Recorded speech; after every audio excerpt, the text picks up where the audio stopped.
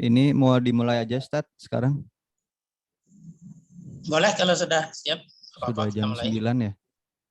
Iya, sudah jam 9. Oh iya. Ya udah.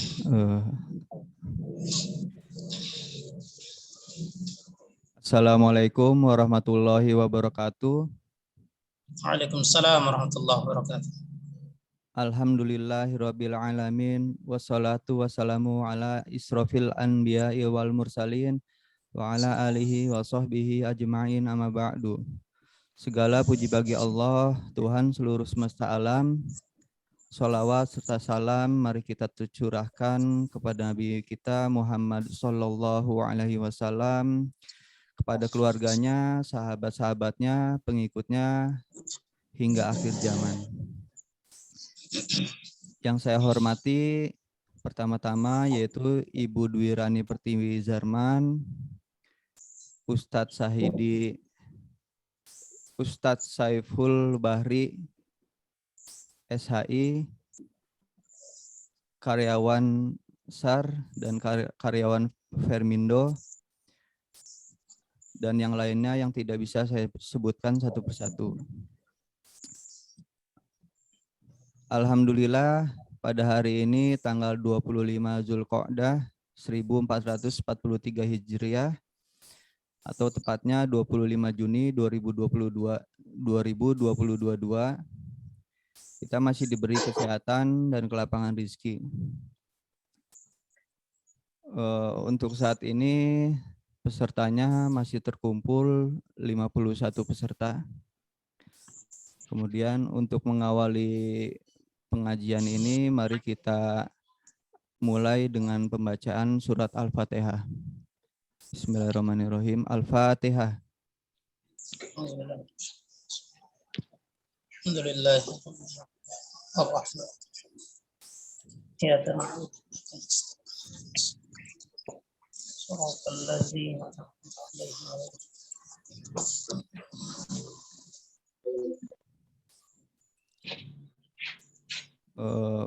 Pada kesempatan kali ini masak. Silakan dibuka mushafnya, surat Al-Hajj ayat 30 sampai 35.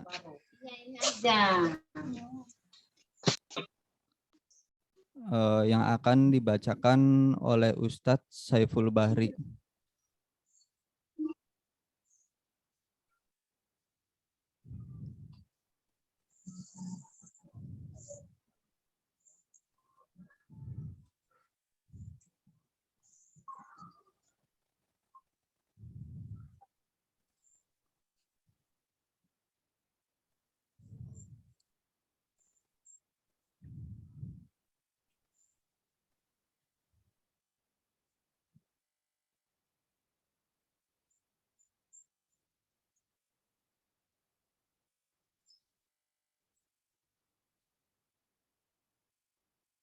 Silakan Ibu Bapak untuk dibuka mushafnya. Insyaallah kita akan membaca surah Al-Hajj, surah ke-22 ayat 30.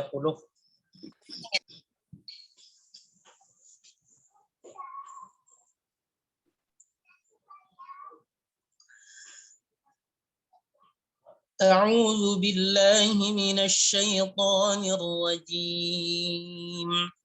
بسم الله الرحمن الرحيم. ذلك ومن يعظم حرمات الله فهو خير له عند ربه وأحلت لكم الأنعام إلا ما يتلى عليكم فاجتنبوا الرجس من الأوثان واجتنبوا قول الزور حنفاء لله غير مشركين به ومن يشرك بالله فكأنما خر من السماء فتخطفه الطير فتخطفه الطير أو تهوي به الريح في مكان سحيق ذلك ومن يعظم شعائر الله فإنها من تقوى القلوب لكم فيها منافع إلى أجل مسمى ثم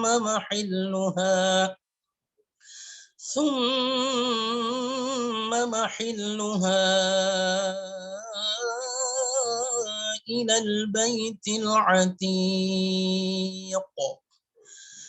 ولكل أمة جعلنا منسكا ليذكروا اسم الله على ما رزقهم من بهيمة الأنعام فإلهكم إله واحد فله أسلموا وبشر المخبتين الذين إذا ذكر الله وجلت قلوبهم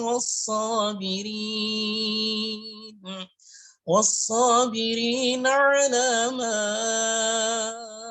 أصابهم والمقيم الصلاة ومما رزقناهم ينفقون صدق الله العظيم.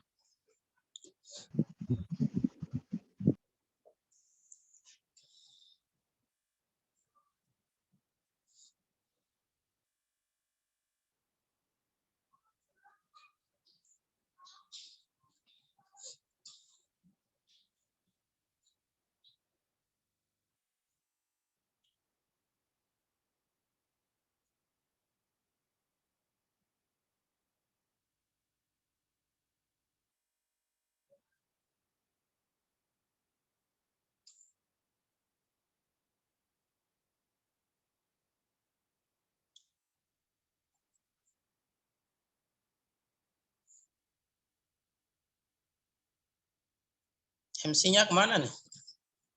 Oh iya, Ustaz. Sekarang dilanjut dengan ceramahnya, Ustaz, yang berjudul Bulan Haram dan Ibadah Kurban. Silakan, Ustaz. Baik. Bismillahirrahmanirrahim. Assalamualaikum warahmatullahi wabarakatuh. Alhamdulillahilladzi an'amana bi ni'matil iman wal islam. Asyhadu an la ilaha illallah wahdahu la syarika lah wa asyhadu anna Muhammadan abduhu wa rasuluhu la nabiyya ba'dah.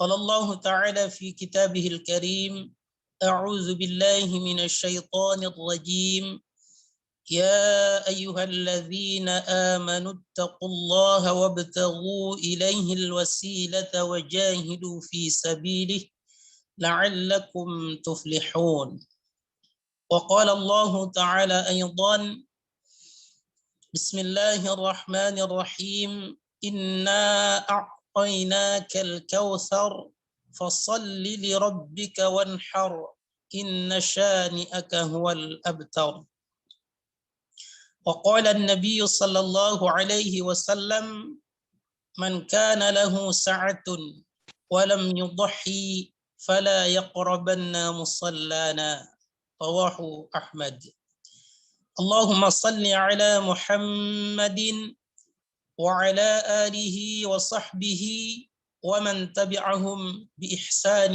إلى يوم الدين أما بعد.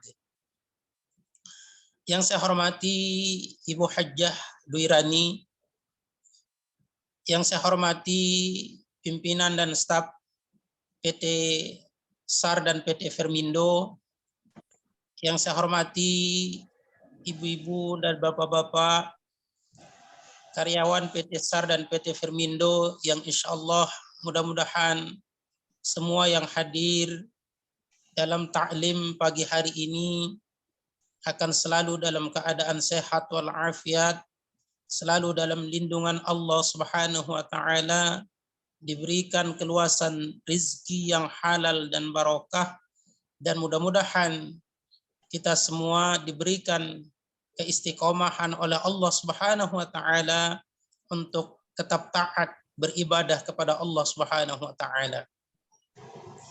Pertama-tama mari kita panjatkan puji serta rasa syukur kita kepada Allah Subhanahu wa taala atas begitu banyak limpahan nikmat dan karunia-Nya yang diberikan kepada kita hingga pagi hari ini. Allah curahkan nikmat-nikmat-Nya.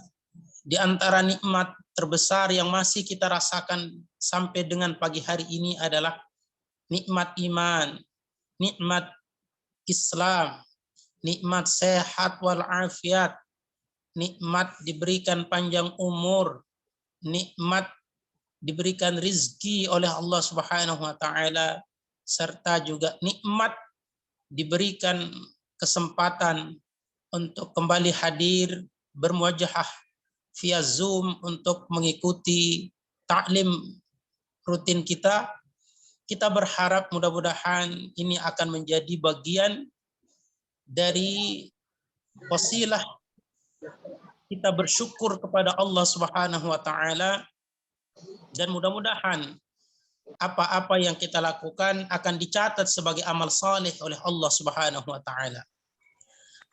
Salawat serta salam semoga tetap tercurah karibaan baginda Nabi Muhammad sallallahu alaihi wasallam kepada keluarganya, sahabatnya, dan mudah-mudahan kita sebagai umatnya diberikan keistiqomahan, kekuatan, hidayah untuk bisa mengikuti qudwah hasanah dan risalah yang telah dicontohkan dan disampaikan oleh baginda Nabi, sehingga kelak di yaumil qiyamah kita akan diakui sebagai umatnya dan insya Allah akan mendapatkan syafaat dari baginda Nabi Muhammad sallallahu alaihi wasallam.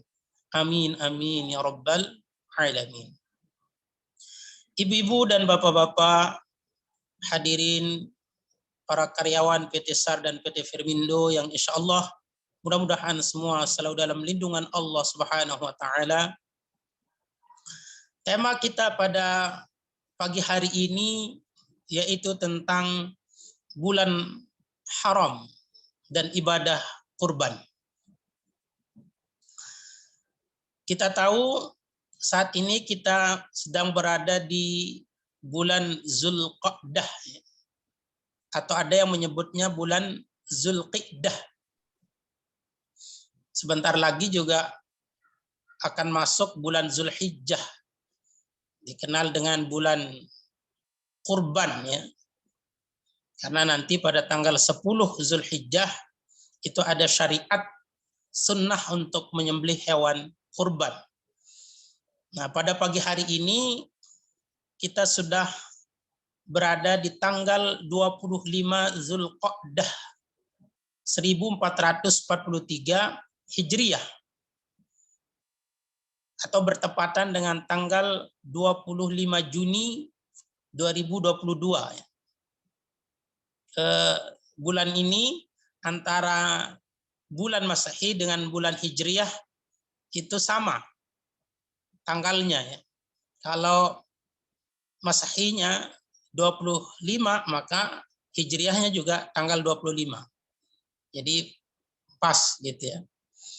Maka saat ini karena 25 Juni maka sama ya, 25 Zulqa'dah 1443 Hijriah.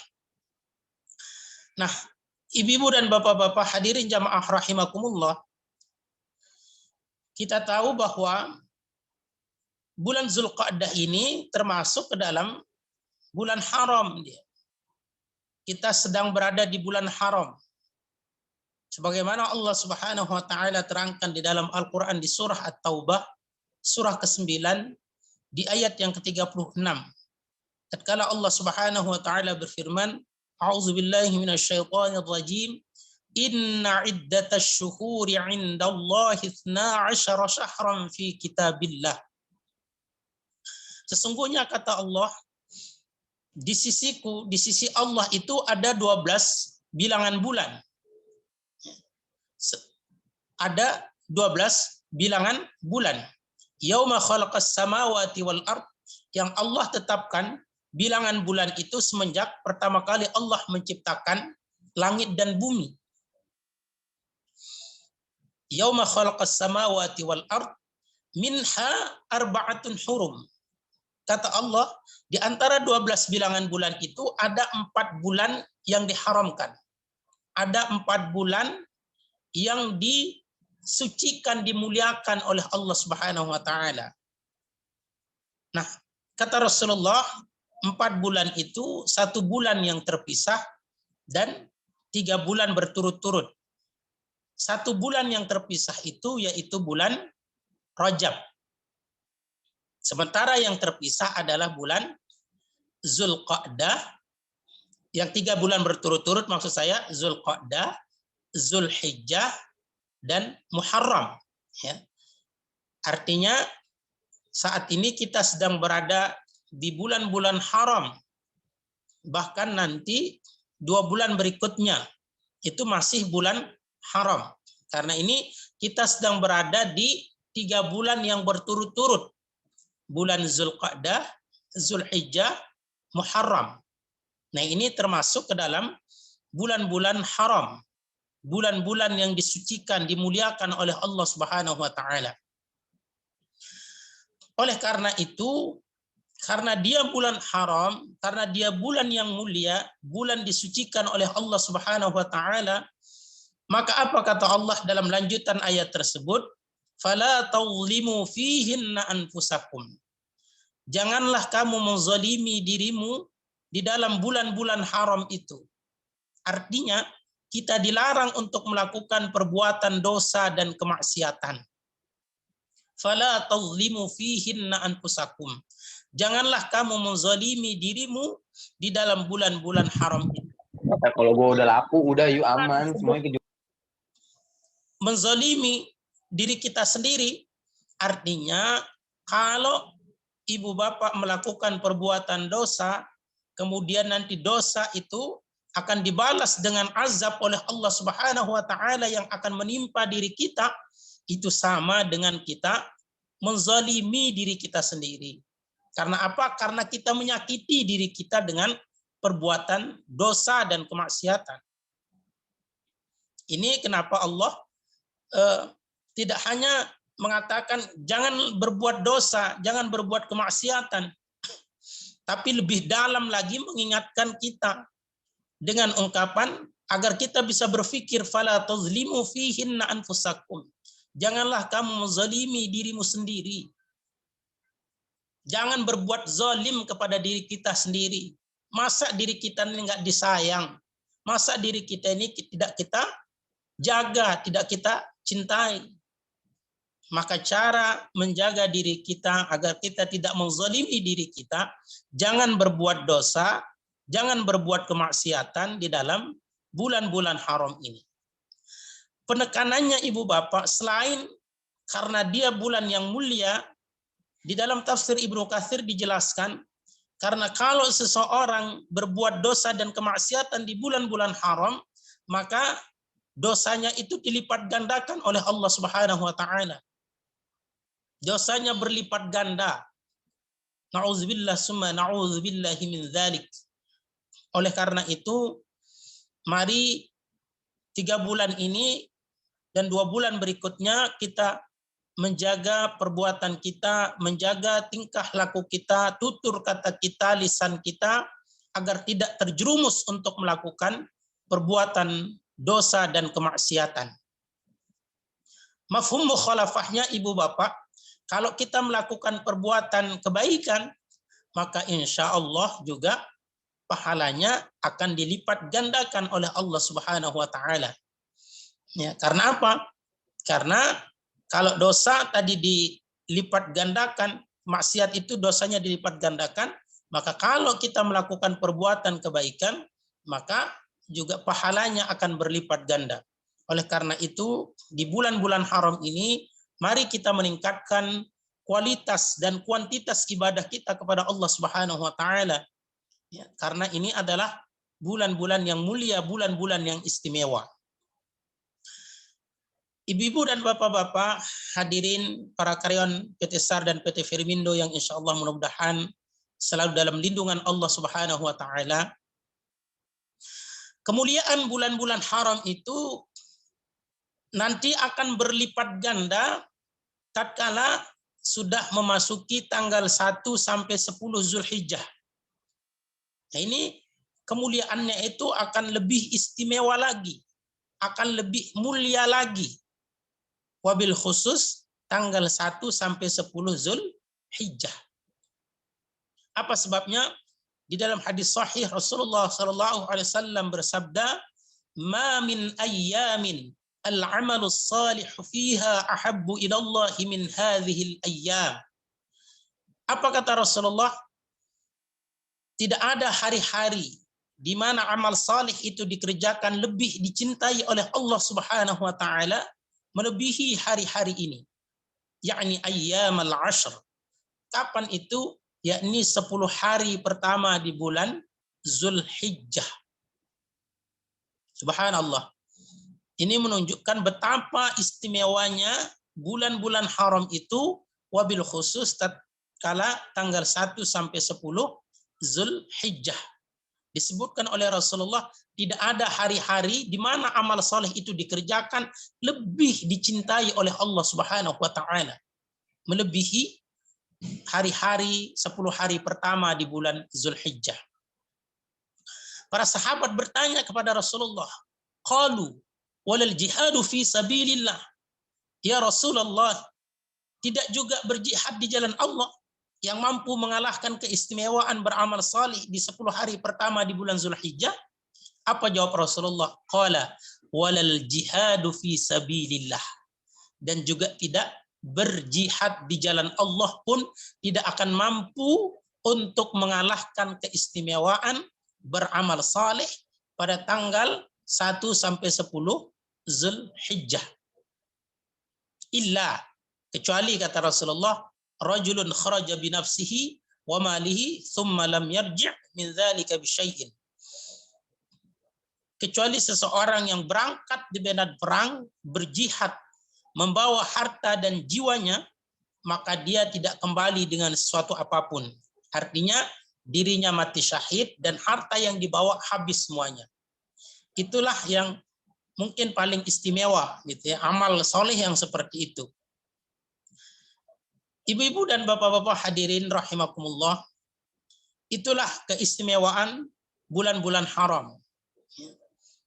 Jangankan kita, orang-orang jahiliyah saja dulu, ibu bapak, itu sangat menghormati bulan haram. Mereka kalau lagi berperang nih Pak, tatkala bulan haram masuk, tiba, maka gencatan senjata dulu dia. Berhenti dulu berperangnya untuk menghormati bulan haram. Subhanallah. Artinya mereka sangat mengagungkan bulan-bulan haram itu. Mereka sangat memuliakan sebagaimana Allah memuliakan juga bulan-bulan haram itu. Nah, oleh karena itu, bagi kita untuk menghindarkan diri kita dari pertengkaran, ya, dari permusuhan, wabil khusus di bulan-bulan haram ini.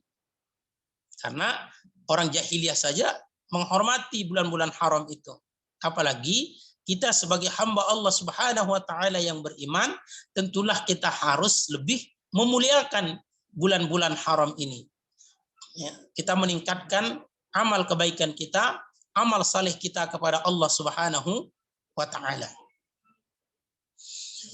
Ibu-ibu dan bapak-bapak hadirin karyawan PT SAR dan PT Firmindo yang insya Allah mudah-mudahan dalam keadaan sehat walafiat. Itu yang pertama terkait tentang bulan-bulan haram. Kemudian kita akan memasuki kepada ibadah kurban. Karena di antara amal-amal salih yang sangat istimewa dikerjakan pada bulan-bulan haram ini adalah menyembelih hewan kurban. Menyembelih hewan kurban yang telah disyariatkan oleh Allah Subhanahu wa taala. Dan itu terdapat masih di dalam bulan-bulan haram. Karena tadi bulan Zulhijjah juga termasuk ke dalam bulan-bulan haram.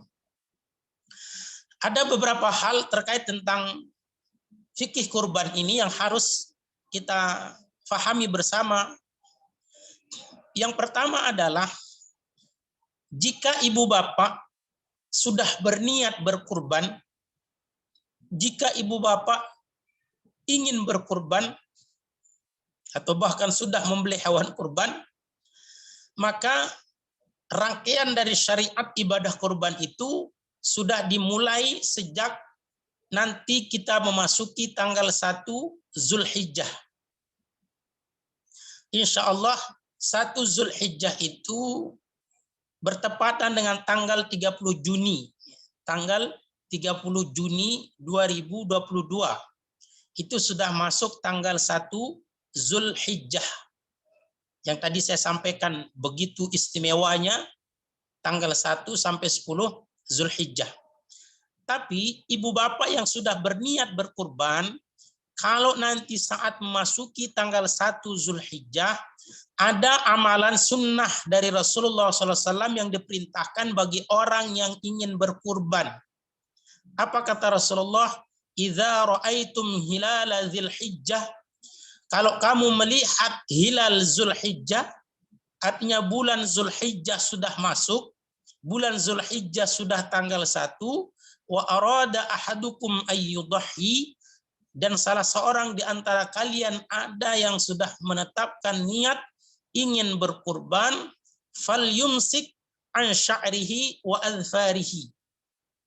Hendaklah dia untuk tidak memotong rambut dan kukunya. Artinya kita disunnahkan untuk tidak memotong rambut dan kuku. Nanti bagi ibu bapak yang sudah berniat berkurban tatkala memasuki tanggal 1 Zulhijjah. Kapan dipotongnya? Nanti dipotongnya setelah hewan kurban kita sembelih. Ya. Bapak-bapak yang berkurban kemudian setelah selesai melaksanakan sholat Idul Adha, kemudian langsung menyembelih hewan kurbannya, kemudian setelah itu baru memotong rambut dan memotong kuku.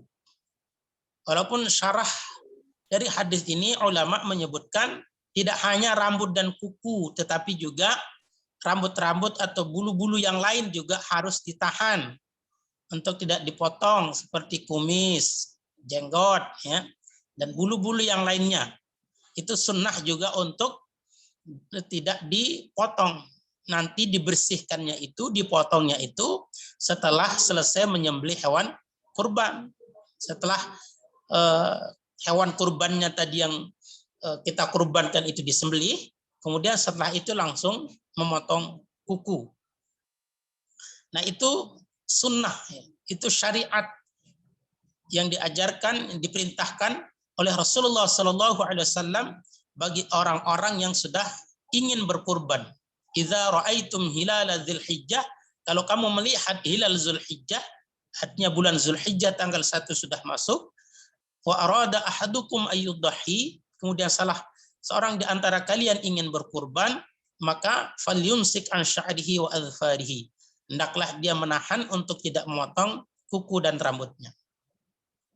Itu sunnah yang pertama. Kemudian yang juga perlu difahami terkait tentang ibadah kurban, bahwa ibadah kurban ini ibu bapak, dia adalah ibadah tahunan. Ya, ibadah tahunan, bukan ibadah sekali seumur hidup. Namanya juga Idul Adha, ya, Idul Adha. Id itu artinya hari raya. Adha atau udhiyah itu artinya hewan kurban. Ya. Maka Idul Adha itu artinya hari raya menyembelih hewan kurban. Jadi kalau difahami ibadah kurban itu sekali seumur hidup, kalau ibu dan bapak-bapak semua sudah berkurban, maka nggak ada lagi orang yang berkurban. Nanti bukan Idul Adha lagi namanya, karena sudah tidak ada yang disembelih. Idul apa namanya kalau gitu? Idul lontong gitu. Ya. Maka harus ada hewan yang disembelih agar tetap namanya Idul Adha, hari raya kurban, hari raya menyembelih hewan kurban. Nah itu yang perlu difahami. Ya. Terus kedudukannya bagaimana? Sunnah dari menyembelih hewan, syariat hewan menyembelih hewan kurban ini, bagaimana kedudukannya di dalam syariat? Dia termasuk ke dalam syar'u man qablana. Syar'u man qablana yaitu syariat umat-umat terdahulu.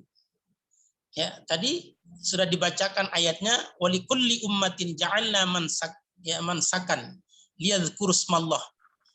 Bahwa setiap umat-umat itu sudah diperintahkan, disyariatkan untuk menyembelih hewan kurban, untuk berkurban. Walaupun bentuknya berbeda-beda, ya. Tapi syariat dari berkurban itu sudah ada semenjak umat-umat terdahulu.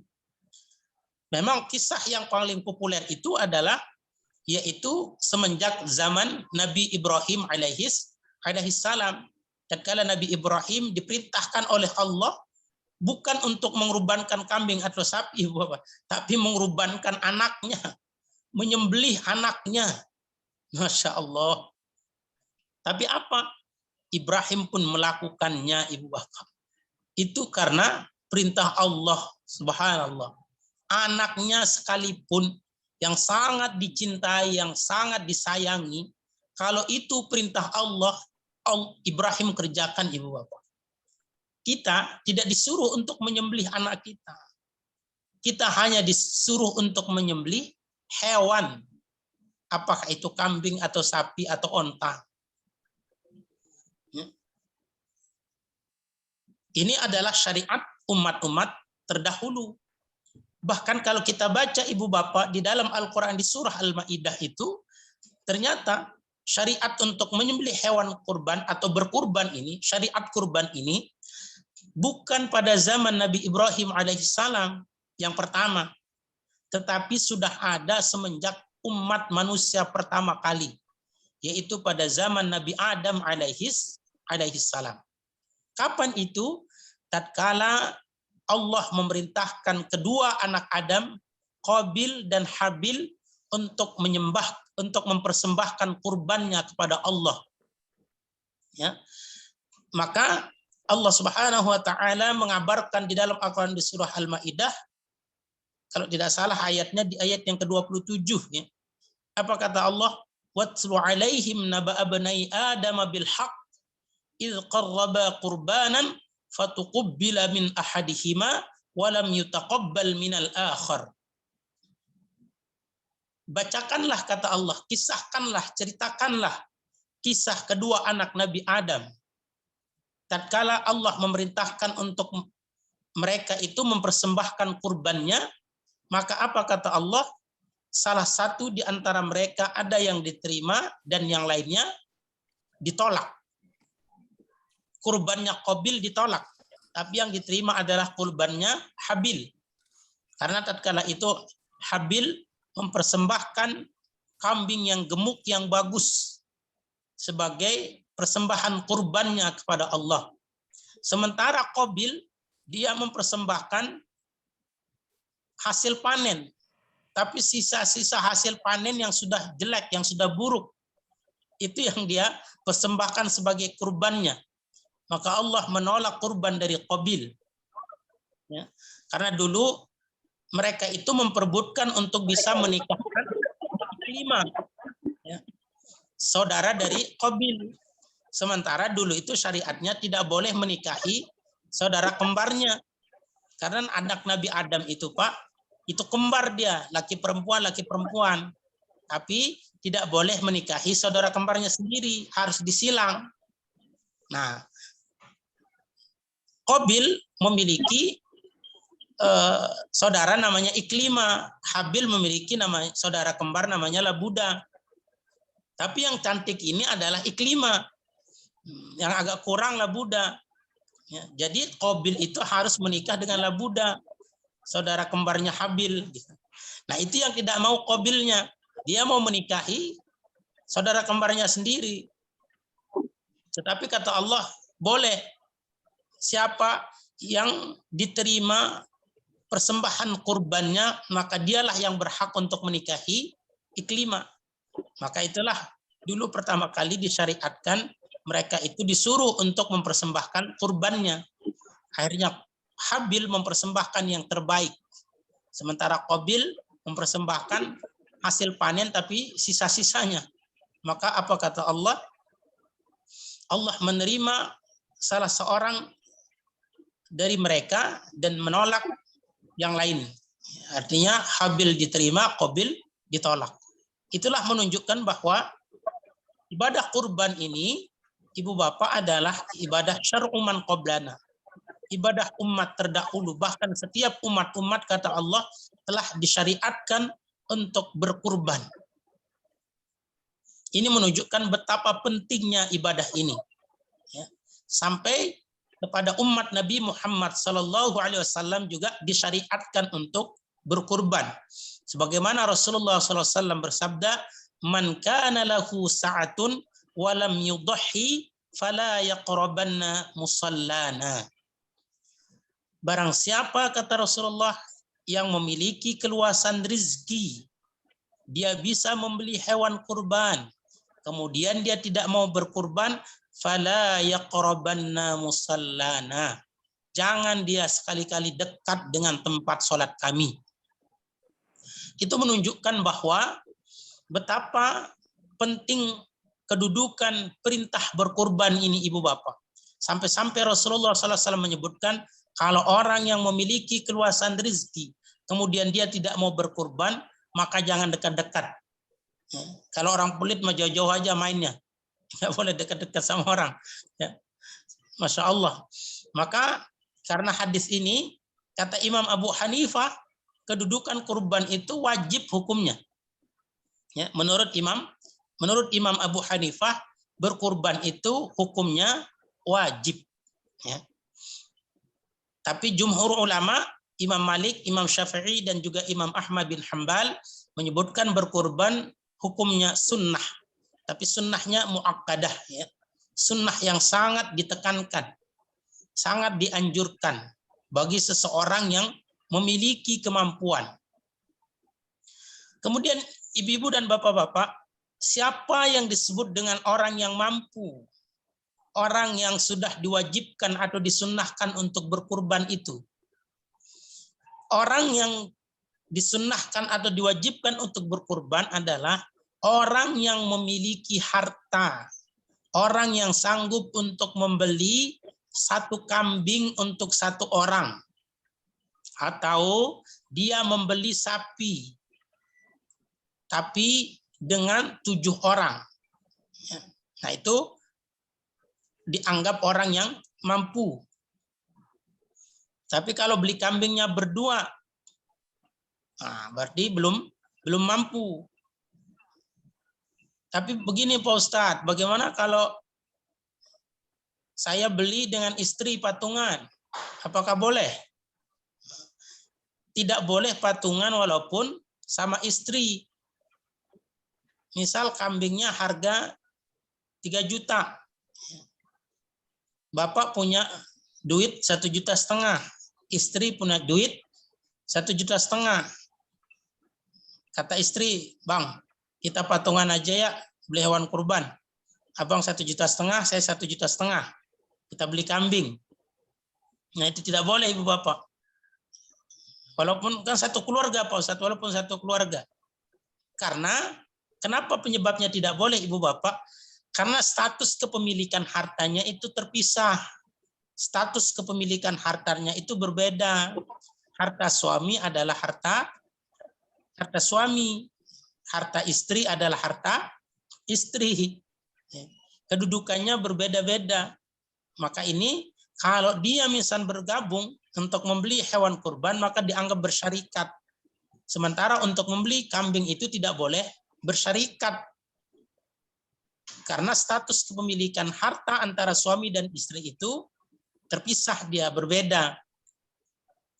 Maka di dalam hukum Islam itu boleh seorang istri berzakat kepada suaminya. Kalau suaminya miskin, bang, saya lihat abang kere banget nih, ada saya zakat nih, saya harta saya banyak nih, saya mau berzakat. Nah, boleh seorang istri berzakat kepada suaminya. Itu menunjukkan bahwa terpisah antara harta dengan harta, antara harta istri dengan harta suami. Maka kalau dia patungan maka dianggap bersyarikat. Terus solusinya bagaimana? Solusinya adalah yaitu dengan istrinya memberikan duit itu, uang itu kepada suaminya. Menyerahkan, memberikan kepada suaminya. Sehingga uang itu sudah menjadi milik suaminya atau milik istri. Artinya suaminya ngasih kepada istrinya. Jadi kepemilikan hartanya itu sudah satu orang. Tapi katanya boleh berkurban satu kambing untuk satu keluarga. Bagaimana nih Ibu Bapak? Maksudnya itu adalah kalau untuk membeli hewan kurbannya, kalau untuk kambing tidak boleh bersyarikat. Yang boleh bersyarikat itu adalah dalam pahala. Artinya jika suami atau bapak berkurban, nah tapi membelinya hanya bapak sendiri, tapi nanti boleh meniatkan kurban itu juga untuk satu keluarga, untuk istri, untuk anak-anak, untuk orang tua, boleh. Mana dalilnya? Tatkala Rasulullah SAW menyembelih hewan kurban, maka apa kata Rasulullah? Bismillahi Allahu Akbar. Allahumma taqabbal min Muhammad wa ala ali Muhammad. Dengan nama Allah, Allah Maha Besar. Ya Allah, ini adalah kurbanku. Terimalah kurbanku. Kurban dari Muhammad dan dari keluarga Muhammad. Padahal yang berkurban hanya Rasulullah. Tetapi Rasulullah di dalam kurbannya itu juga menyertakan keluarganya. Bahkan dalam hadis yang lain, bukan hanya Rasulullah menyertakan keluarganya Ibu Bapak, tapi menyertakan umatnya. Allahumma taqabbal min Muhammad wa ala ali Muhammad wa min ummati Muhammad. Ya Allah, terimalah kurban dari Muhammad, dari keluarganya, dan dari umatnya. Masya Allah. Itu menunjukkan bahwa satu kambing boleh diniatkan atau disertakan satu keluarga. Sebagaimana Rasulullah, bahkan umatnya. Jadi Ibu Bapak yang belum berkurban, insya Allah sudah dikurbankan oleh Rasulullah. Tapi ya, tetap saja jika kita sudah mampu untuk membeli hewan kurban, maka sudah disyariatkan, sudah diwajibkan, sudah disunnahkan. Kapan waktunya yang disebut dengan wajib atau sunnah itu Ibu Bapak? Yaitu tatkala nanti pada tanggal 10, 11, 12, dan 13 Zulhijjah masih ada untuk memberikan nafkah kepada keluarga yang ditanggung, kemudian masih ada sisa untuk membeli hewan kurban pada tanggal-tanggal tersebut, maka Bapak sudah disebut mampu. Saya ulangi, bagi seorang suami, bagi seorang kepala keluarga, bapak-bapak yang pada tanggal 10, 11, 12, dan 13 Zulhijjah itu memiliki harta untuk diberikan, untuk memberikan nafkah kepada keluarganya, kemudian masih ada sisa untuk membeli hewan kurban, maka itu disebut dengan mampu. Artinya jangan sampai untuk beli kambing ada, tapi beli beras nggak ada. Nah, gitu tuh. Kita yang penting bisa kurban. Nanti masalah beli beras urusan belakangan. Jangan sampai seperti itu. Yang penting namanya sudah tertulis di sana. Oh, apalagi dia minta panitia kurban itu di masjid atau di musala, dia nggak mau terlihat riak gitu. Jadi dia bilang tulis aja kurban saya ini hamba Allah. Oh, dia tulisnya hamba Allah.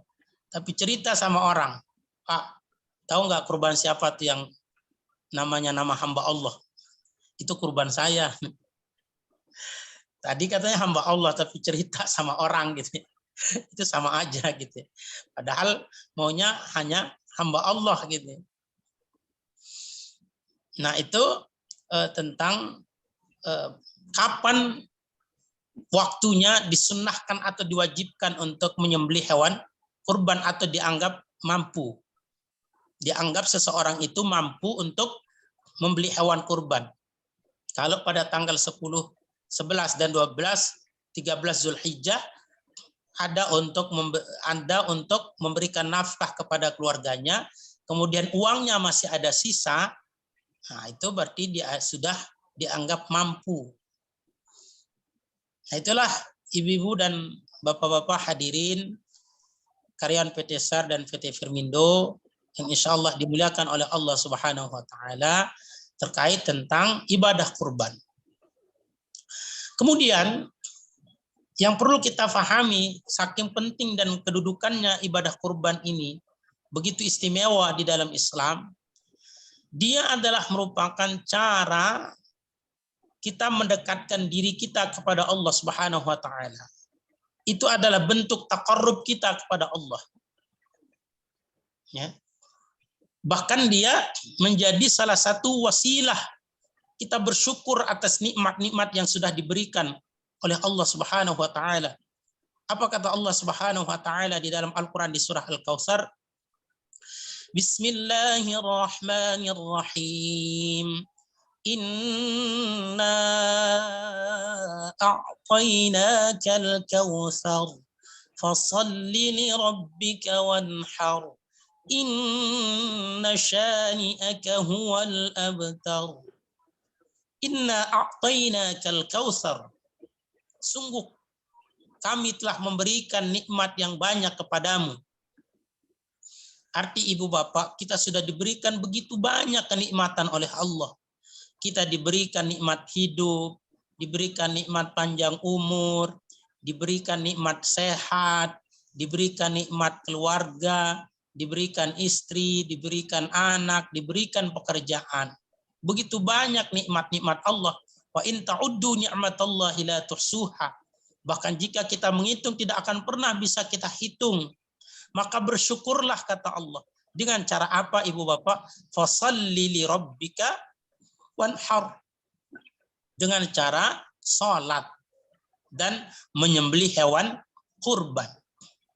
Artinya apa? Artinya ini adalah bentuk ungkapan rasa syukur kita kepada Allah Subhanahu wa Ta'ala.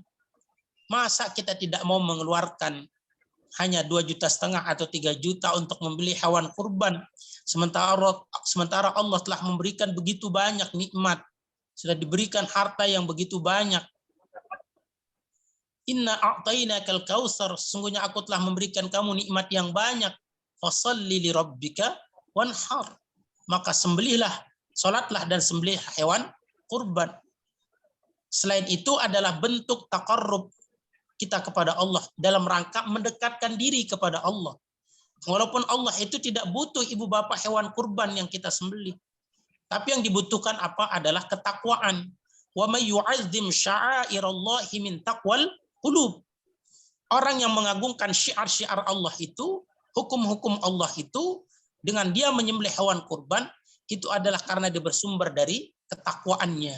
Ya. Ketakwaan kepada Allah. Maka kata Allah, la yanalallaha luhumuha wala dima'uha walakin yanaluhu taqwa minkum. Ya.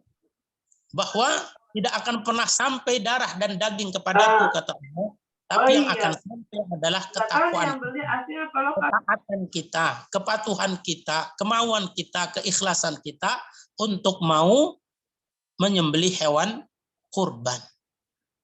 Tidak lain dan tidak bukan, itu semua adalah semata-mata untuk diri kita, agar kita memiliki derajat ketakwaan, agar kita semakin dekat kepada Allah, agar kita menjadi orang yang pandai bersyukur. Dan insya Allah, kalau kita bersyukur atas nikmat Allah, la in syakartum la azidannakum. Kalau kamu bersyukur, insya Allah, Allah akan menambah nikmatnya itu. Itulah ibu-ibu dan bapak-bapak hadirin jamaah rahimakumullah terkait tentang ibadah kurban. Baik, mungkin sebelum nanti kita tutup dengan doa, mungkin bisa tanya jawab dulu. Jika ada ibu-ibu atau bapak-bapak yang ingin bertanya, silahkan. Karena ini terkait tentang fikih juga ya. Maka dibuka kesempatan untuk tanya jawab. Silakan. Oke, Ustadz. Sebelum tanya jawab, kita sesi foto dulu ya, Ustadz. Oh gitu. Iya. Mumpung lagi pada on kamera.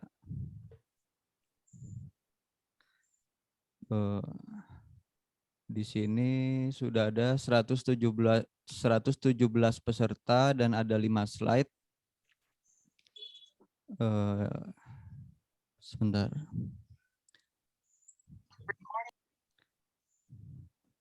Untuk yang slide pertama,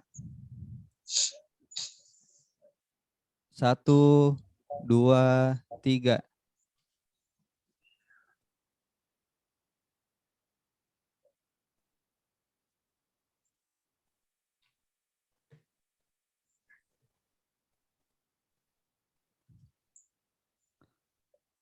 Kemudian untuk slide yang kedua, 1, 2, 3.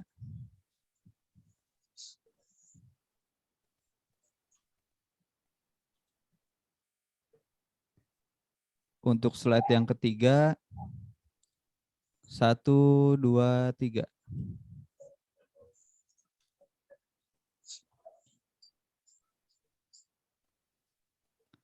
Untuk slide yang keempat, 1, 2, 3.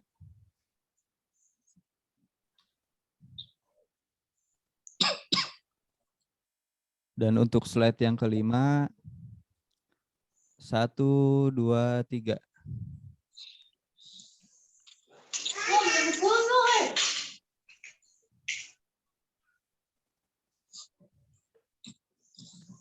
Oke, sudah start. Untuk sekarang berarti sesi pertanyaan. Sebelum bertanya mungkin saya ada pertanyaan dulu ya, Ustadz. Tafadhol.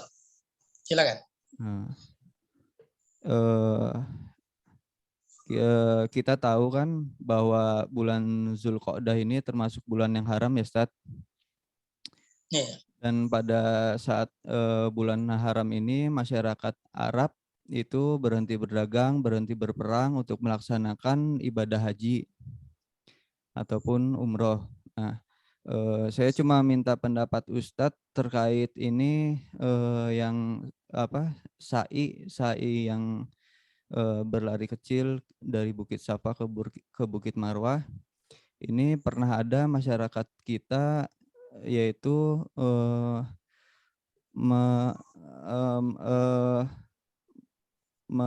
melakukan menyelipkan ikrar Pancasila gitu, Ustadz. Itu hukumnya bagaimana, dan terus ibadah umrohnya itu diterima atau tidak gitu, Ustadz. Nah, mungkin itu saja sih kalau dari saya. Silakan, Ustadz. Ya, bahwa bulan-bulan haram ini adalah bulan yang dianjurkan untuk memperbanyak amal saleh ya. Bagi kita yang di tanah air, maka disunahkan nanti untuk menyembelih hewan kurban pada hari nahar yaitu tanggal 10, 11, 12, dan 13 Zulhijjah.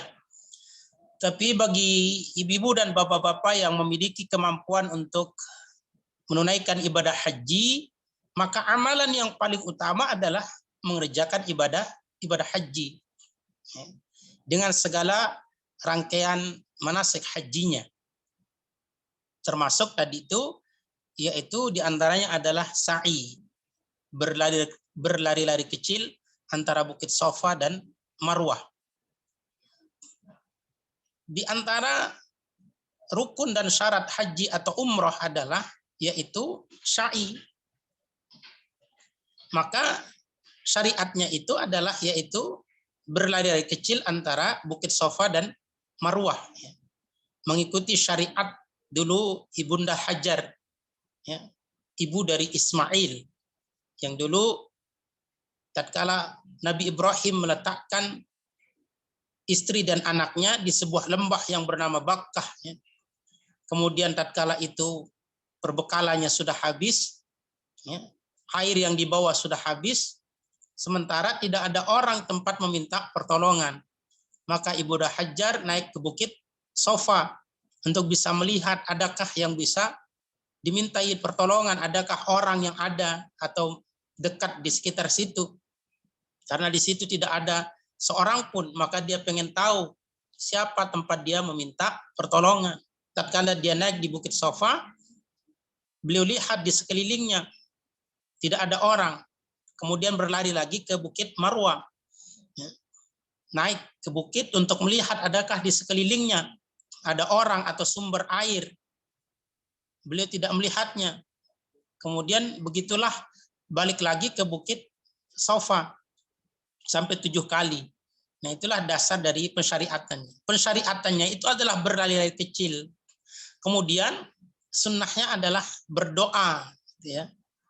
Berdoa kepada Allah Subhanahu wa taala. Nah, itu sebenarnya syariatnya, itu tuntunannya. Tapi kalau tadi mungkin juga sempat viral menyelipkan Pancasila ya. Dulu itu saya juga sudah lupa. Iya, betul, Ustaz. Ya, innamal a'malu binniyat, ya, amal itu kan tergantung dari niat. Dia niatnya untuk apa seperti itu.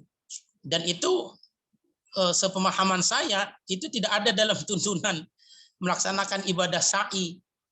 Ibadah sa'i itu adalah murni syariat Allah ya, untuk meluruskan dan mengikhlaskan niat hanya untuk beribadah kepada Allah Subhanahu wa taala.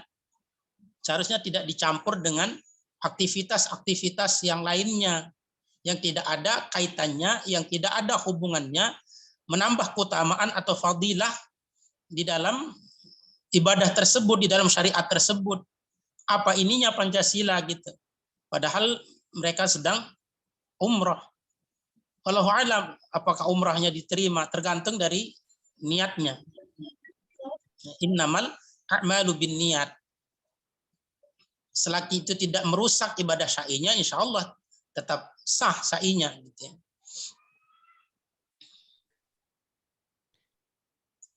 Wallahu a'lam bishawab. Baik, ini ada pertanyaan dari chat WhatsApp. Mau tanya Ya, soal akikah. Kalau mau pilih yang 14 hari setelah kelahiran, anak saya lahir tanggal 21. Nah, hitungan 14 harinya seperti apa dan syarat-syarat akikahnya? Ya.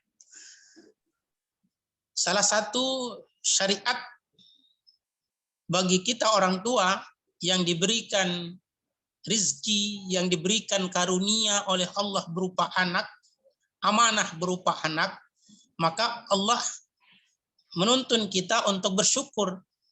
Bagaimana cara bersyukurnya? Dengan menyembelih kambing yang disebut dengan akikah.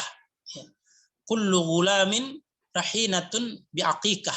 Setiap anak itu tergadaikan oleh akikahnya, kata Rasulullah. Artinya kita disunnahkan untuk menyembelih hewan berupa kambing ya, sebagai ungkapan rasa syukur kita kepada Allah Subhanahu wa taala. Tuzbahu an yauma sabi'ihi. Dia dipotong tatkala di hari ketujuhnya. Ya. Misal dia lahir di hari Senin atau di hari Ahad lah, biar hitungannya enak. Hari Ahad, Ahad lahir itu sudah masuk 1 hitungannya. Ya. Senin, Selasa, Rabu, Kamis, Jumat, Sabtu, Ahad. Nah, hari Ahadnya itu disembelih, ya. Ahadnya itu sudah dihitung 1 dia. Ahad, kemudian Senin, Selasa, Rabu, Kamis, Jumat, Sabtu ya, Sabtu ya. 7-nya itu Sabtu. Karena kalau sudah Ahad, ketemu Ahad 8 ya. Sabtu maksud saya. Nah, hari Sabtunya itu sudah disembelihkan hewan kurban di hari ketujuhnya. Tuzbahu an yauma sabi'ihi, kata Rasulullah. Dia disembelihnya tatkala di hari ketujuhnya. Maka kalau tanggal 21, maka dihitung di situ tanggal 21, 22, 23, 24, 25, 26, 27. Nah, itu hitungan 27-nya. Itu hitungan ketujuhnya. Nanti kalau 14 tinggal tambah 7 lagi. 14 hari. Sama, misalnya nanti di tanggal 21 ditinggal di kelipatan 7. Artinya hari lahirnya itu sudah dihitung 1.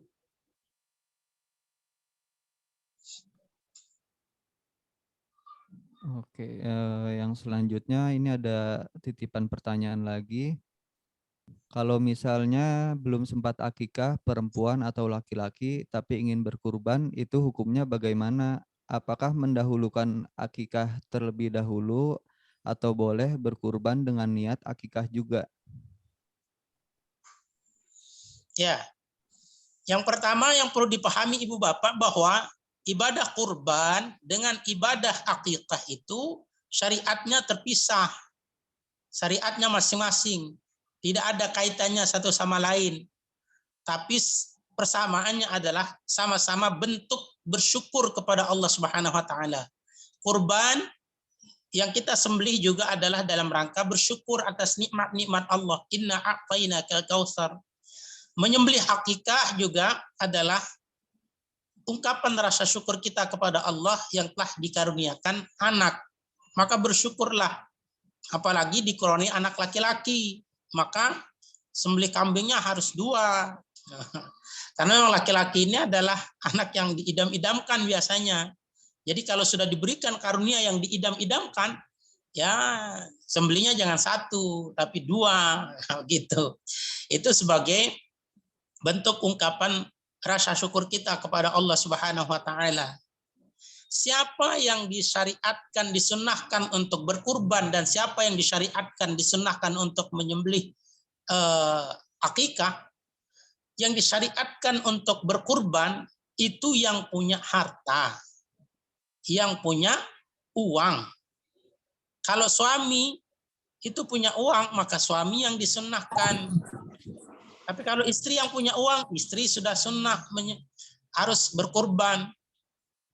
Anak gimana? Kalau anak nggak punya uang, ya nggak usah. Kapan dia berkurban? Nanti kalau udah punya uang dia. Man kana lahu sa'atun. Kan begitu. Barang siapa yang mampu. Kalau anak nggak mampu, nggak punya uang, gimana? Tapi kan ada sekarang Pak Ustadz, kadang atas nama anaknya. Apakah boleh? Boleh. Ya, nanti uangnya itu diberikan oleh bapaknya, diberikan kambing. Selain itu dalam rangka tarbiyah, dalam rangka pendidikan untuk mendidik anak. Wahai anakku, ini ada sunnah syariat di dalam agama kita. Saya ajarkan kamu untuk berkurban. Nanti kalau kamu dewasa, kalau punya uang, maka jangan lupa untuk berkurban. Nah, itu boleh dalam rangka itu. Tapi aslinya yang disunnahkan untuk menyembelih hewan kurban itu adalah yang punya harta. Jadi tidak perlu tahun ini suami, tahun besok istri, tahun berikutnya anak. Selesai semuanya nggak berkurban lagi. Gitu.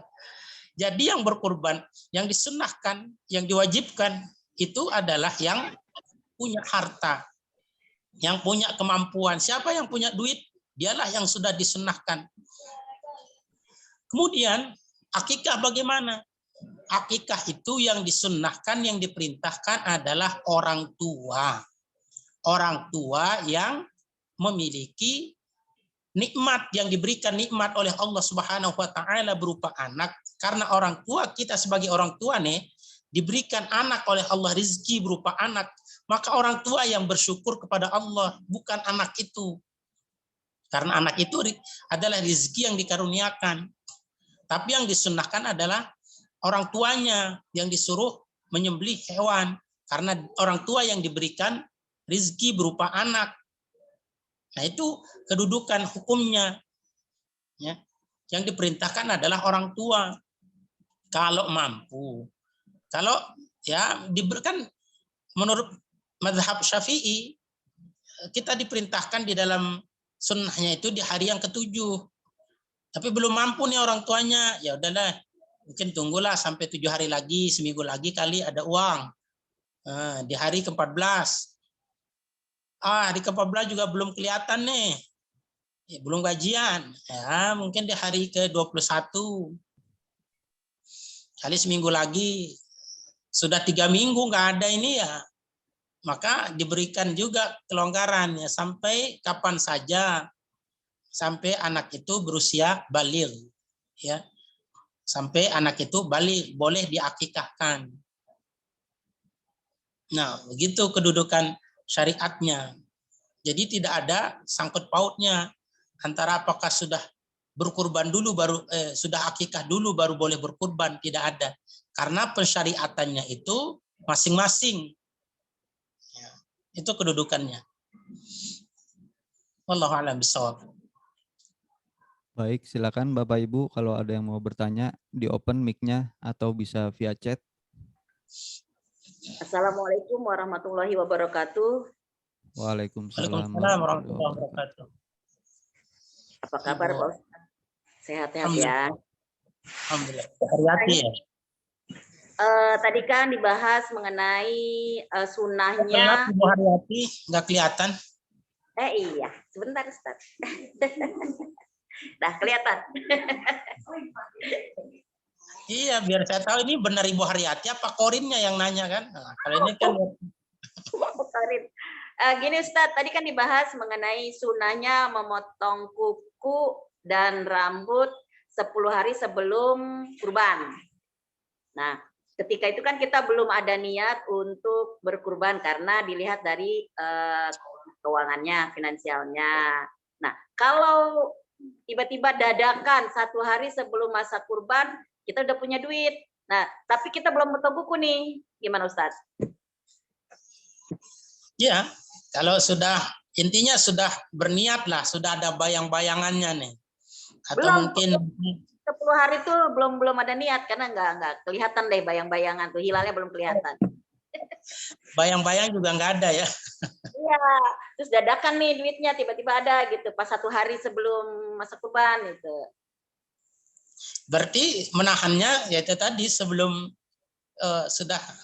sebelum hari berkurbannya itu, tatkala sudah berniatnya itu. Sudah ada niat berarti jangan potong kuku. Oh, dari situ nggak apa-apa lebih dari 10 hari itu sebelum. Ya, nggak apa-apa.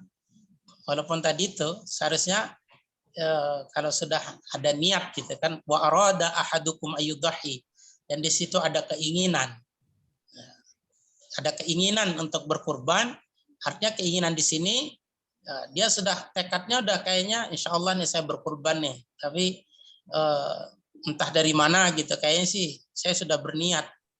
Dalam artian maksudnya gini, apa nanti saya pinjam atau nanti nunggu gajian atau nanti saya ajukan di koperasi, itu macam-macam. Artinya sudah niatnya ini, keinginannya ini sudah terbayang gitu maksudnya. Tapi kalau nanti nggak terbayang gitu, nggak ada niatnya dari awal, maka tidak perlu. Mungkin nanti pas sudah ada rezeki tiba-tiba gitu ya, nanti dapat bonus 30 juta, gitu kan? Baru nanti beli hewan kurbannya. Itu bagian dari sunnahnya ya. Sunnah orang yang ingin berkurban untuk dia menahan tidak memotong kuku dan memotong rambutnya. Bagian dari syariat orang yang berkurban. Tapi seandainya di pertengahan, misal baru ada rezeki, baru ada duit, ya dari situ dia sudah menahan untuk tidak memotong. Kapan dia nanti potong? Tatkala hewan kurbannya sudah disembelih. Oh ya. Ya, terima kasih Ustaz atas Ya. penjelasannya. Ya. Assalamualaikum Ya, warahmatullahi wabarakatuh. Assalamualaikum warahmatullahi wabarakatuh. Baik, silakan Bapak Ibu kalau ada yang mau bertanya, dibuka mic-nya atau via chat.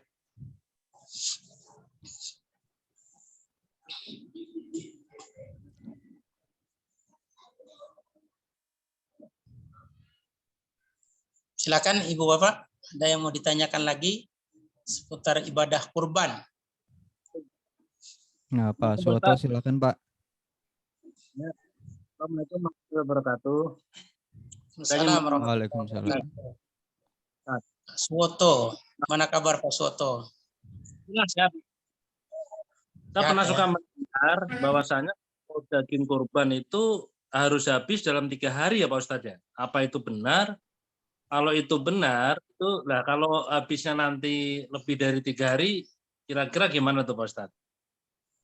Makasih banyak Pak Ustadz. Assalamualaikum. Assalamualaikum warahmatullahi wabarakatuh. Ya, terkait tentang daging hewan kurban, kata Allah, fakulu minha wa at'imul ba'isal faqir. Maka makanlah sebagiannya dan sebagiannya diberikan kepada fakir miskin. Ya. Di dalam hadis disebutkan jangan menyimpan daging kurban itu melebihi 3 hari. Tetapi asbabul wurud dari hadis itu adalah kalau di suatu kampung terjadi musim paceklik, ya terjadi kekurangan makanan. Sementara kita enak-enak menyimpan daging, sementara tetangga kita ada yang tidak bisa makan. Maka jangan sampai kita menyimpan daging itu sementara tetangganya yang sedang kelaparan tidak bisa makan. Itu sebenarnya asal muasalnya kenapa dilarang untuk menyimpan. Karena pada saat itu terjadi musim paceklik, terjadi musim kekurangan, kelaparan. Maka kita tidak boleh menyimpannya, harus dibagi-bagikan untuk dimakan-makan. Tapi kalau kondisinya biasa-biasa aja, tidak ada masalah. Ya. Kalau bukan terjadi musim paceklik atau musim kelaparan, terjadi kelaparan. Misalnya di suatu kampung kita dengar di situ orang terjadi kelaparan, sementara kita masih ada daging kurban. Bahkan satu lemari kulkasnya penuh sama daging kurban. Karena dari musola ini dapat, dari musola ini dapat gitu ya. Kalau tidak ada kabar ada orang kelaparan, ya tidak ada masalah menyimpannya. Wallahu a'lam. Baik, terima kasih banyak Pak Ustadz. Ya, silakan. Ada lagi? Silakan yang mau bertanya di open mic-nya atau via chat.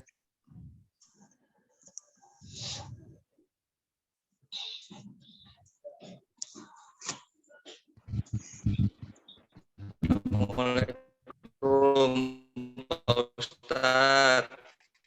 Assalamualaikum warahmatullahi wabarakatuh.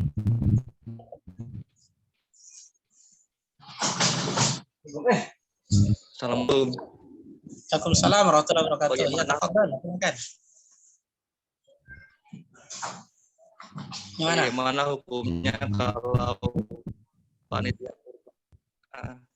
ketika memotong daging, terus dagingnya sama dia, panitianya itu sudah, daging ini buat saya sudah menetapkan potongan daging itu gitu. Sedangkan itu baru disembelih, baru sembelih. Nah, ada juga salah satu ustadz juga ketika dia yang memotong, terus dia juga bilang seperti itu, ini lehernya nih separuh nih buat saya, Kata dia Ustadz itu begitu. Itu bagaimana Pak Ustadz hukumnya? Sedangkan kan belum dibagi-bagikan gitu Pak Ustadz. Tapi panitia itu sudah memilih daging-daging itu Pak Ustadz. Ya, gitu aja Pak Ustadz. Assalamualaikum warahmatullahi wabarakatuh. Waalaikumsalam warahmatullahi wabarakatuh. Ya,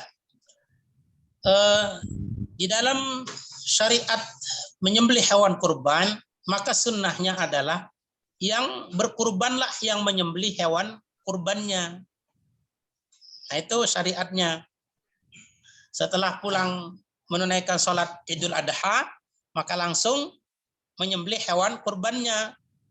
Disembelih, terus dikuliti, dicincang, baru dibagi-bagikan. Nah, itu syariatnya, itu seperti itu. Tapi sekarang kan repot ya. Nah, sekarang itu karena tidak mungkin gitu ya. Satu, mungkin kita nggak bisa nyembelih. Terus yang kedua, kalau kita motong di rumah gitu ya, nanti tetangga protes gitu ya, baunya. Maka sekarang itu dibentuk panitia. Di musalla, di masjid, biasanya ada panitia kurban. Nah, yang perlu difahami Ibu Bapak bahwa panitia itu adalah statusnya itu sebagai wakil dari yang berkurban. Karena yang berkurban ini tidak bisa menyembelih, tidak bisa menguliti, tidak bisa mencincang. Makanya dia mewakilkan kepada panitia untuk menyembelih hewan kurbannya. Nah, status kita sebagai panitia itu mendapatkan amanah. Bagaimana amanahnya? Ya kita perlakukan sesuai dengan tuntunan syariat. Ya, kita sembelih sesuai dengan syariatnya. Wa idza dzabhtum fa ahsanu dzibhah. Kalau kamu menyembelih maka sembelih dengan cara yang baik, kata Rasulullah. Wal yuhidda ahadukum syafratah. Maka diantaranya adalah dengan menajamkan pisau. Wal yurih zabihatah, dan menyenangkan hewan kurbannya. Nah, itu caranya. Kemudian setelah kita sembelih, maka kita bagi-bagikan. Kita bagi-bagikan sebagaimana tadi tuntunan syariat. Fakulu minha wa at'imul ba'isal faqir. Maka yang berkurban itu boleh memakan hewan yang dia kurbankan, dan juga dia boleh dan diberikan kepada fakir miskin. Atau ada ulama yang membaginya menjadi 3. Sepertiganya untuk yang berkurban, sepertiganya untuk keluarga, dan sepertiganya untuk diberikan kepada fakir miskin. Kalau ditanyakan tadi bagaimana hukum kalau panitia itu mengambil hewan kurban, daging hewan kurban. Yang perlu difahami yang pertama adalah tidak boleh mengambil upah dari kita sebagai panitia. Jangan sampai niatnya itu menjadi upah. Saya udah capek nih. Saya kan udah motong, udah ngulitin. Saya harus ada upah nih. Nah, itu tidak boleh. Nanti kalau dia sebagai panitia itu memang berhak mendapat jatah, tapi bukan upah statusnya. Akadnya bukan upah. Apalagi tadi menandai nih, yang dipilih yang daging-daging bagus gitu. Itu kan punya orang. Kita ini hanya sekedar diberikan amanah. Kita hanya sekedar sebagai wakil sahibul kurban. Ya. Maka tidak ahsan, tidak bagus kalau seperti itu. Ya nanti sesuai dengan ini saja kita yang diperintahkan, diamanahkan untuk membagi-bagikan. Walaupun kita sebagai panitia juga boleh dapat, tapi bukan sebagai upah. Karena kalau dia sebagai upah, maka jatuh hukum kurbannya itu bukan sebagai kurban lagi. Dan tidak boleh mengambil upah, walaupun itu kepala, walaupun itu kulit, walaupun itu leher. Misal jagalnya, Misal berapa nih biaya untuk motongnya? 500.000. Nah, misal ada panitia yang bisa, saya nggak usah lah, nggak usah 500, 200.000 aja, tapi kepala buat saya. Itu tidak boleh itu. Itu menjadi upah larinya. Maka siapa yang menjadikan kurban itu sebagai upah, maka tidak ada kurban baginya, kata Rasulullah. Maka dia harus terpisah. Begitu juga statusnya kalau kita sebagai panitia, kalau mau makan-makan, mau masak-masak, maka tidak boleh begitu saja mengambil daging kurbannya. Dia harus dibagikan dulu. Apakah jatah siapa yang dimasak harus sudah dibagikan. Karena kalau tidak seperti itu, maka kita sedang mengambil hak orang lain. Itu hak yang pekurban daging itu. Kalau belum menjadi hak milik kita, maka tidak boleh dimanfaatkan. Kecuali kalau sudah dibagi. Atau dia sebagai panitia dan juga sekaligus yang berkurban. Maka boleh dia mengambil daging kurbannya sebagai hak dia. Karena dia yang punya. Tadi fakulu minha. Dia mengambil jatah dirinya untuk dimasak. Itu baru boleh. Tapi yang tidak boleh itu, kalau semua panitia tidak ada yang berkurban, itu punya orang semua. Wah, itu tuh ambil aja nih buat makan-makan. Sementara akadnya belum dibagikan. Nah, ini yang dijaga oleh ulama. Tidak boleh. Tapi harus ada akad. Dibagikan dulu. Nanti ini yang dimasak ini jatah saya aja. Nah, itu nggak apa-apa. Dibagikan dulu ke dia, ke salah seorang panitia, kemudian jatah dia itulah yang dimasak. Itu baru boleh. Jangan sampai belum ada akad, kemudian kita mengambil aja, itu sama dengan mengambil hak orang lain. Hak daging kurban. Padahal kita sebagai sahibul hak itu masih murni, masih 100% hak yang berkurban atau sahibul kurban. Itu yang perlu dipahami Ibu Bapak. Wallahu a'lam bishawab. Mana sudah jelas? Kalau belum jelas mungkin bisa kita diskusi lagi. Baik, sudah jelas Pak. Silakan kalau ada yang mau bertanya, open mic-nya atau bisa via chat.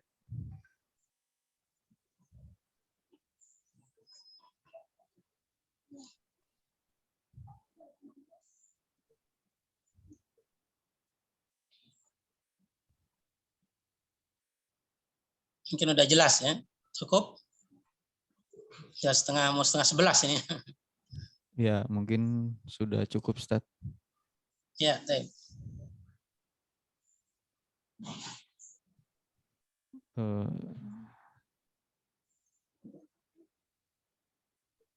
Boleh silakan ditutup ya, Ustaz.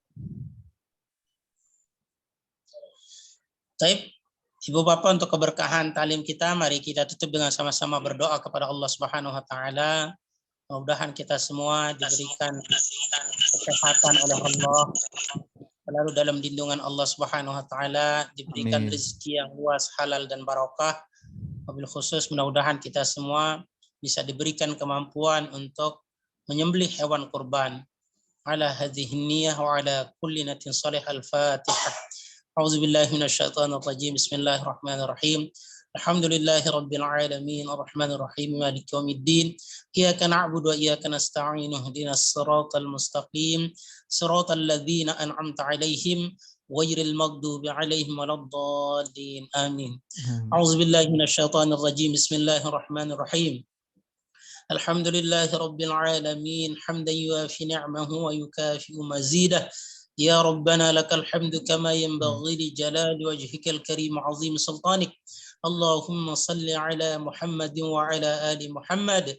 ربنا اغفر لنا ولوالدينا وارحمهم كما ربونا صغارا. ربنا هب لنا من أزواجنا وذرياتنا قرة أعين واجعلنا للمتقين إماما. اللهم أصلح لنا ديننا الذي هو عصمة أمرنا وأصلح لنا دنيانا التي فيها معاشنا وأصلح لنا آخرتنا التي فيها معادنا واجعل الحياة زيادة لنا في كل خير واجعل الموت راحة لنا من كل شر. اللهم لا تدع لنا ذنبا إلا غفرته ولا هما إلا فرجته ولا دينا إلا قضيته ولا مريضا إلا شفيته ولا حاجة من حوائج الدنيا والآخرة إلا قضيتها يا أرحم الراحمين. ربنا ظلمنا أنفسنا وإن لم تغفر لنا وترحمنا لنكونن من الخاسرين.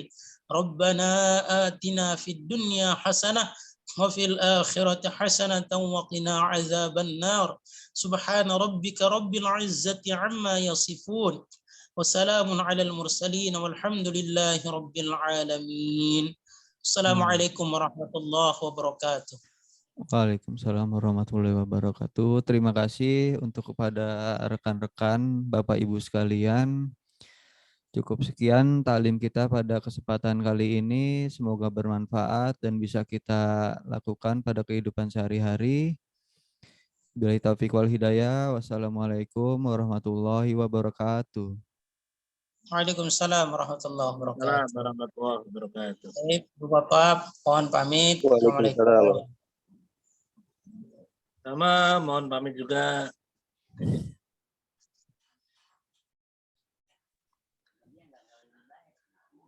Sama-sama Pak Kurniawan, mohon pamit juga ya. Siap. Terus sama Kurniawan juga pakai pamit lagi. Pak Mista jual kontrakan. Ah, benar. Jangan, Kim, jangan. Pak Misa udah bayarin Apa nak mobil. ikan Kim? Wan Terima jualan kasih kontrakan. Pak Kurniawan ya. Kok Pak Ugeng gak nanya sih? Tadi mau Nah, aku sama itu sama Ustadz itu. Ustadz Rudi. Mista. Ada Mista. Gak enak. Anak pikir udah nyembelih. Ngopi belum Pak duluan. Sugeng?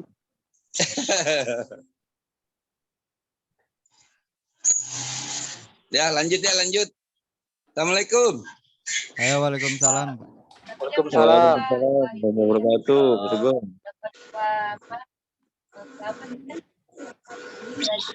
Sudah mau pamit. Kalau yang tukang ngempeng